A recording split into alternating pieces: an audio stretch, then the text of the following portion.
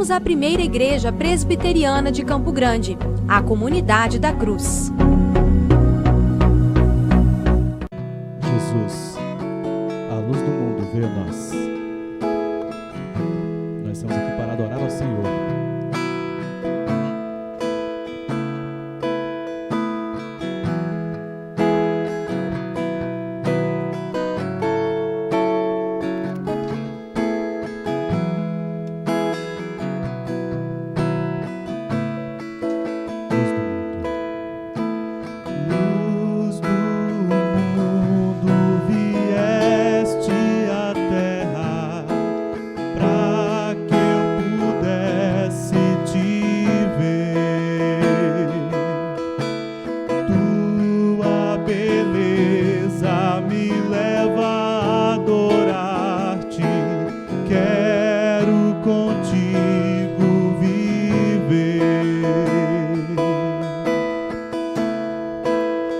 Vim para adorar-te, vim para prostrar-me, vim para dizer que és meu Deus, és totalmente amável, totalmente digno, tão maravilhoso para mim.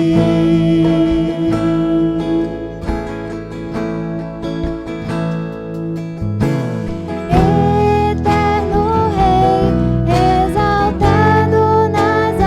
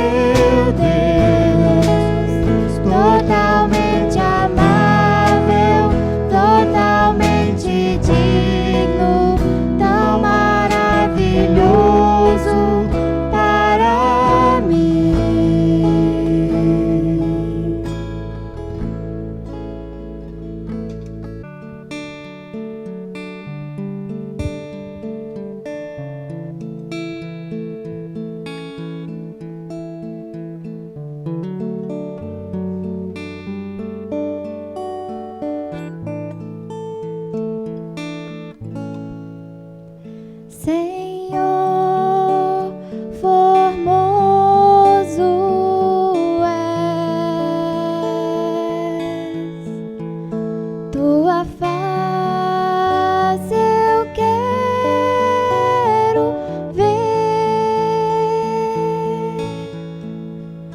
pois quando estás neste lugar, tua graça invade-me.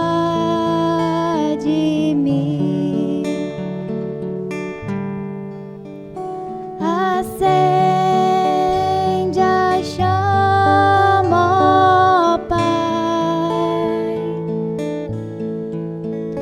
que uma vez brilhou.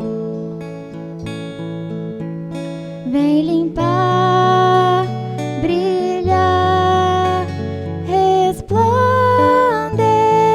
resplandecer o meu primeiro amor.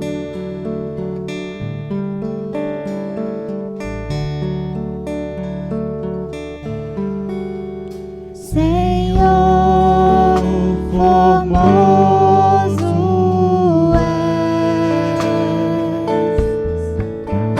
tua face eu quero ver, pois quando estás neste lugar, tua graça invade-me.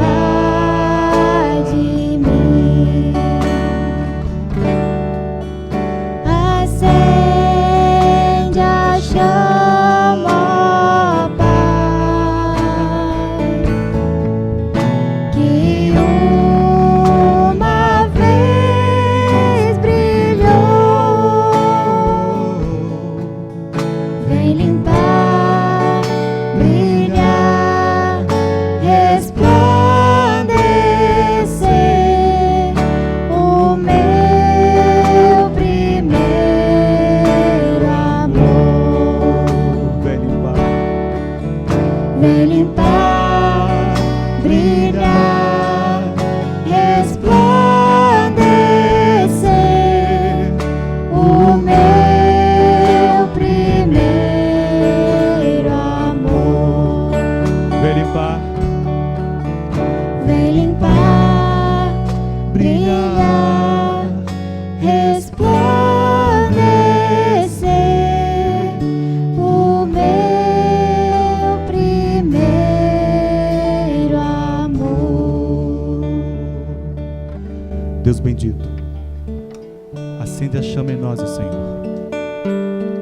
Alguns de nós estamos nos apagando, Senhor.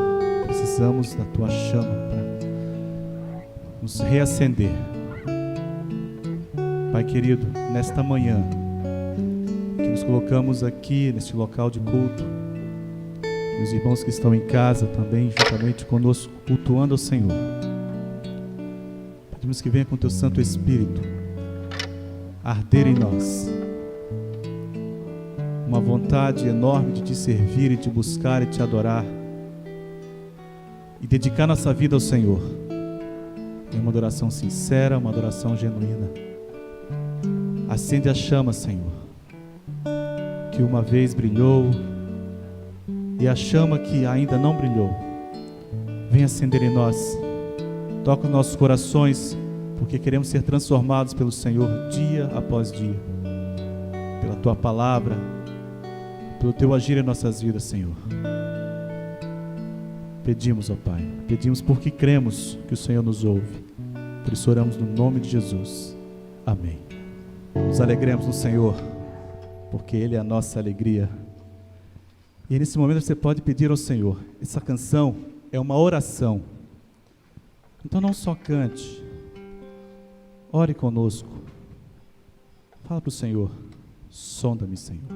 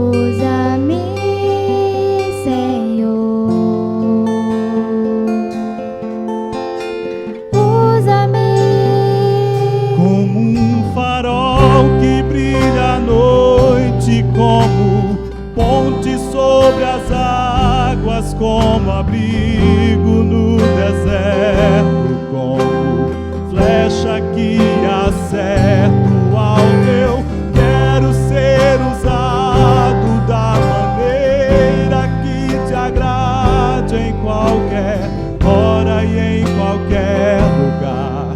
Eis aqui a minha vida, usa-me, Senhor, usa-me. Sonda-me, Senhor, e me conheces. Quebranta o meu coração. Transforma-me conforme a tua palavra e enche-me até que em mim se ache só a ti. Então, usa-me, Senhor, usa-me. Como um farol que brilha à noite, como ponte sobre as águas, como abrigo no deserto, como flecha que acerta o alvo. Quero ser usado da maneira que te agrade, em qualquer hora e em qualquer lugar.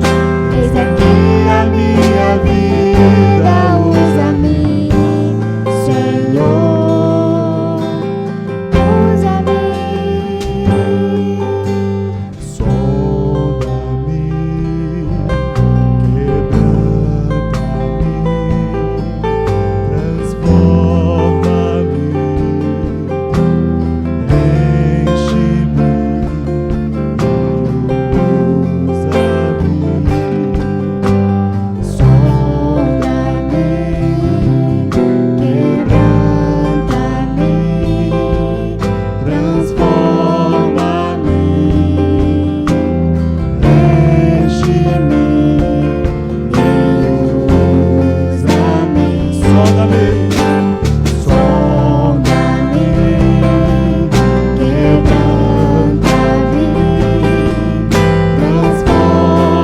transforma-me, enche-me e usa-me, Senhor, como um farol que brilha à noite, como ponte sobre as águas, como abrigo no deserto, como flecha que acerta o alvo. Quero ser usado da maneira que te agrade, em qualquer hora e em qualquer lugar. Eis aqui a minha vida, usa-me, Senhor, usa-me. Sonda-me, quebranta-me, transforma-me, enche-me e usa-me, Senhor, e usa-me, Senhor.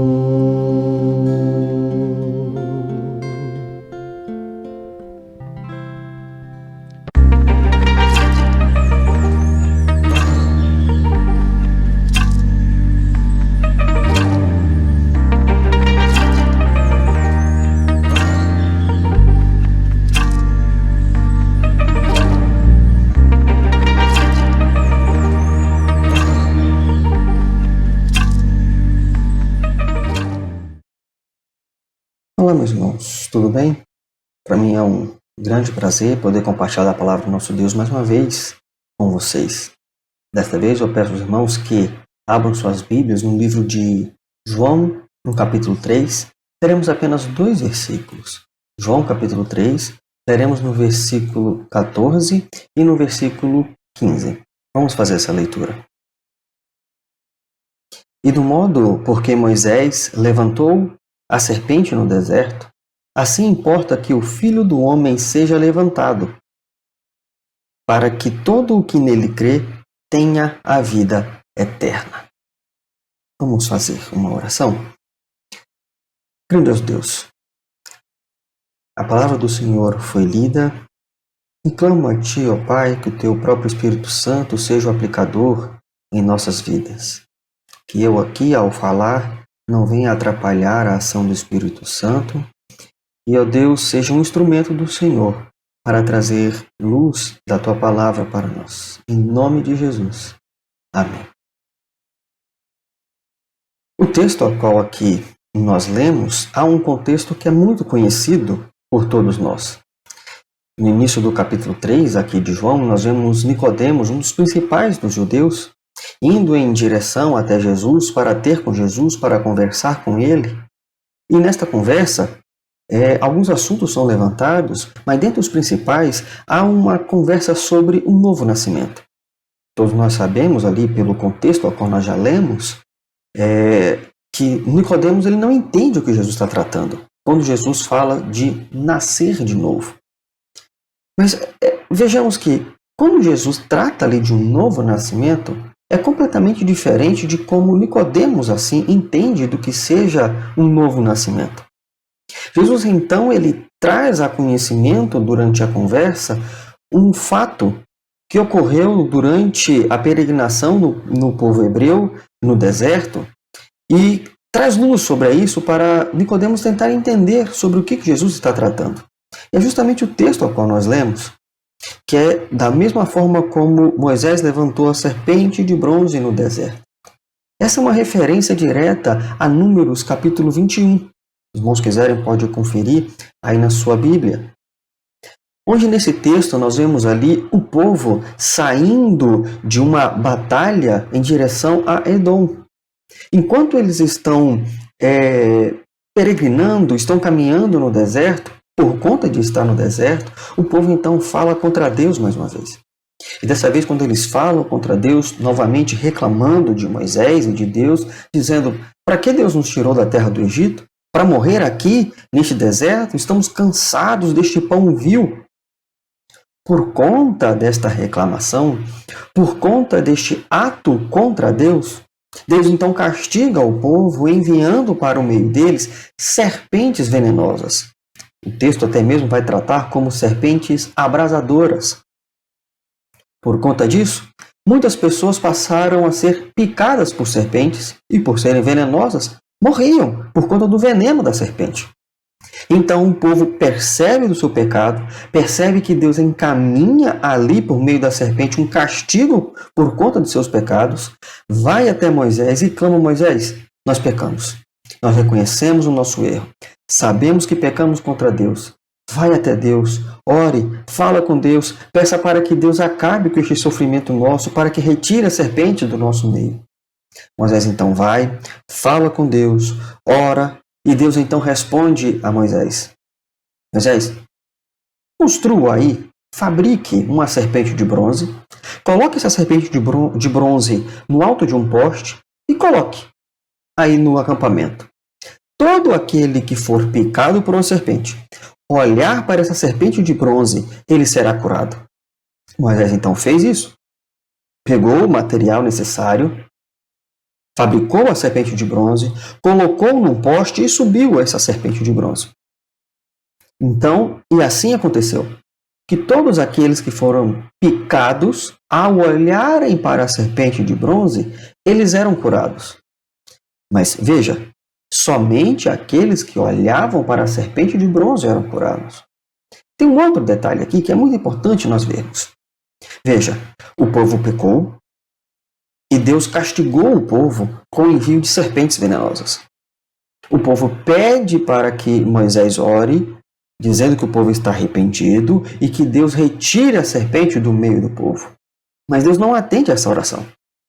Deus não retira a serpente de bronze do meio do povo. Deus ele coloca um remédio para o pecado. Deus coloca então ali um remédio para a consequência do pecado, que é a serpente de bronze. Olha só a metodologia com qual Deus trabalha.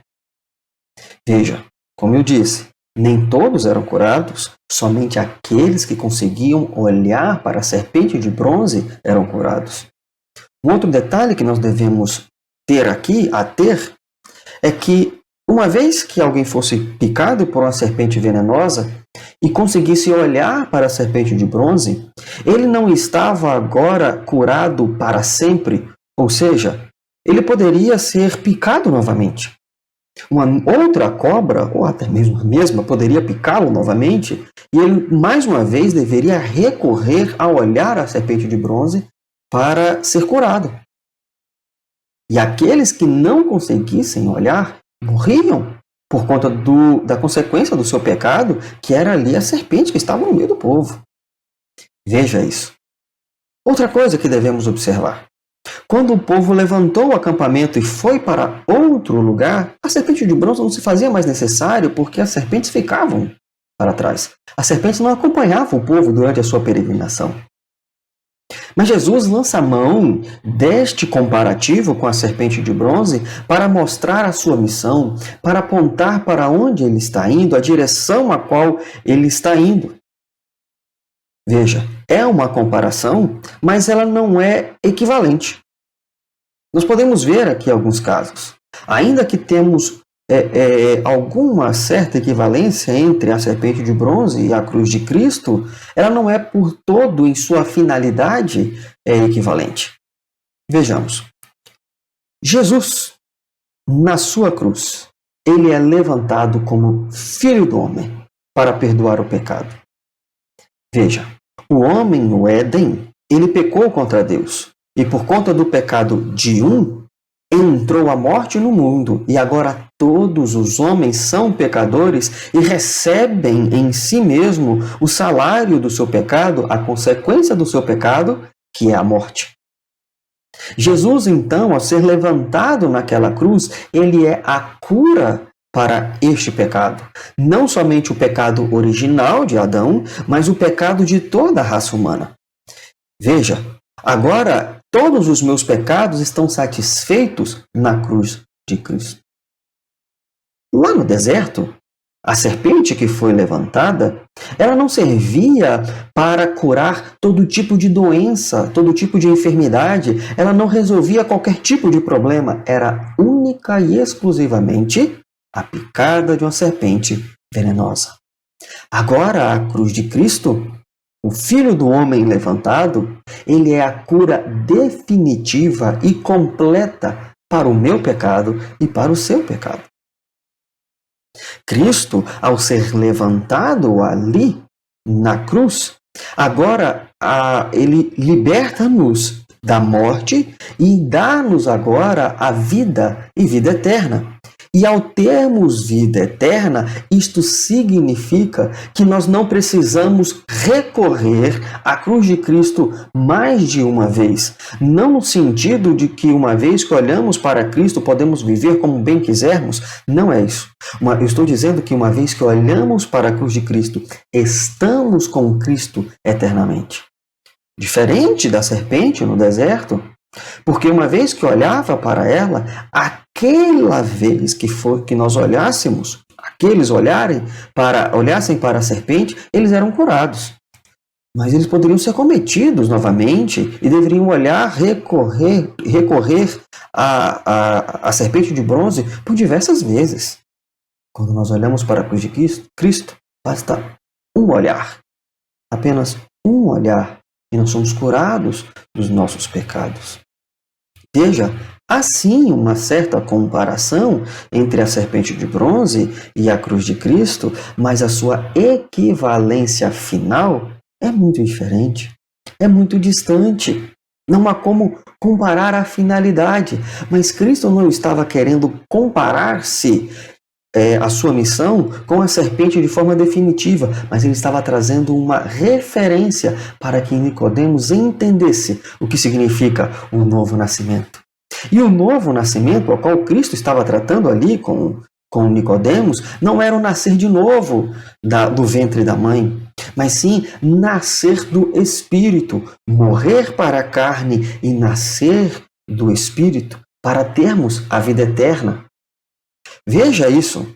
A serpente no deserto, ela não dava um novo nascimento. A serpente no deserto, ela não dava um alívio definitivo. A serpente no deserto, ela não resolvia por completo o problema e o pecado do povo. A serpente no deserto era a solução para uma consequência de pecado. Não era a resolução de todas as consequências do pecado. A cruz de Cristo, sim. A cruz de Cristo, sim. Ela é a cura definitiva.